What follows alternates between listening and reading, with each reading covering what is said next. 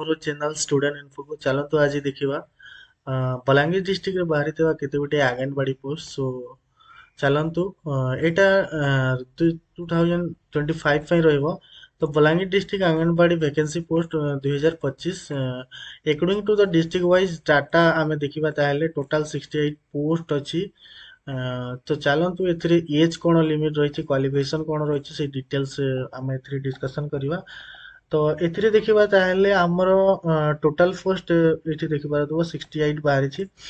And ଏଥିରେ ଆଉ ଗୋଟେ ଜିନିଷ ଆଡ୍ କରିଛି କ'ଣ ନା 4 ମିନି ଆଙ୍ଗନବାଡି ୱାର୍କର ପୋଜିସନ୍ ମଧ୍ୟ ଅଛି, ଯୋଉଟା କି ଆମେ ଦେଖିବା ମାନେ ସାନ୍ତାଳୀ ମାନଙ୍କ ପାଇଁ ମଧ୍ୟ ୱାର୍କର ଫେସିଲିଟି ଅଛି। ଦେନ୍ ହେଲ୍ପର ପ୍ଲସ୍ 2 ମିନି ୱାର୍କର୍ସ ଏବେ କ'ଣ କରୁଛି ନା ଯୋଉଥିରେ ବଡ଼ ଆଙ୍ଗନବାଡି ଅଛି ଯୋଉଥିରେ ବେଶୀ ଛୁଆ ଅଛନ୍ତି ସେଥିରେ ପ୍ଲସ୍ ମିନି ୱାର୍କର ମଧ୍ୟ ଦଉଛି। ତ ଏହାର କ୍ୱାଲିଫିକେସନ୍ କ'ଣ ରହିବ, କୋଉ ୱେବସାଇଟରୁ ଦେଖିପାରିବା, ଡିଟେଲ୍ସ ଆମେ ଜାଣିବା। ତ ଏଲିଜିବିଲିଟି କ'ଣ ରହିବ ନା ଏଜ୍ ଲିମିଟ୍ କ'ଣ ରହିବ ଏଥିରେ ଦେଖିବା।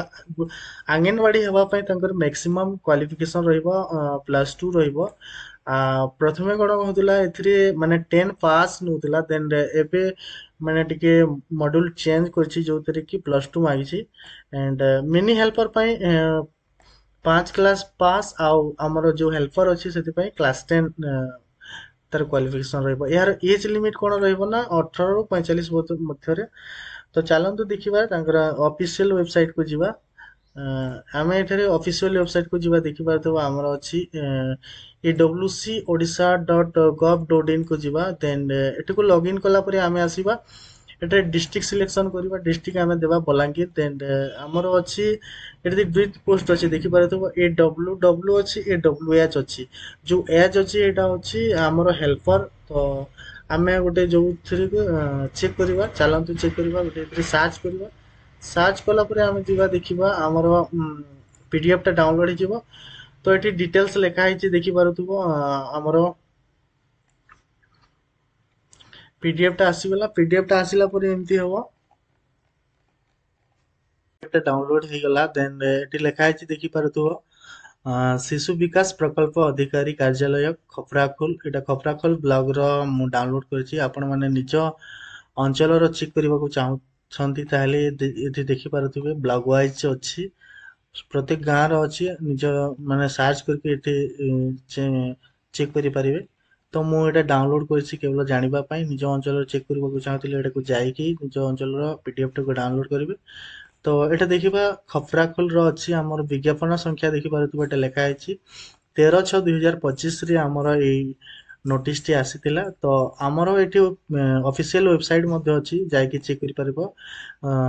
AWC odisha.gov.in କୁ ଯାଇକି ଅନଲାଇନ ପୋର୍ଟାଲ୍ସରେ ନିଜର ତଥ୍ୟ ରେଜିଷ୍ଟ୍ରେସନ କରି ଆସନ୍ତା ମାନେ 16 ତାରିଖରୁ 16/6/2025 ରୁ 30/6/2025 ସୁଦ୍ଧା ନିଜର ଆବେଦନ କରିବେ।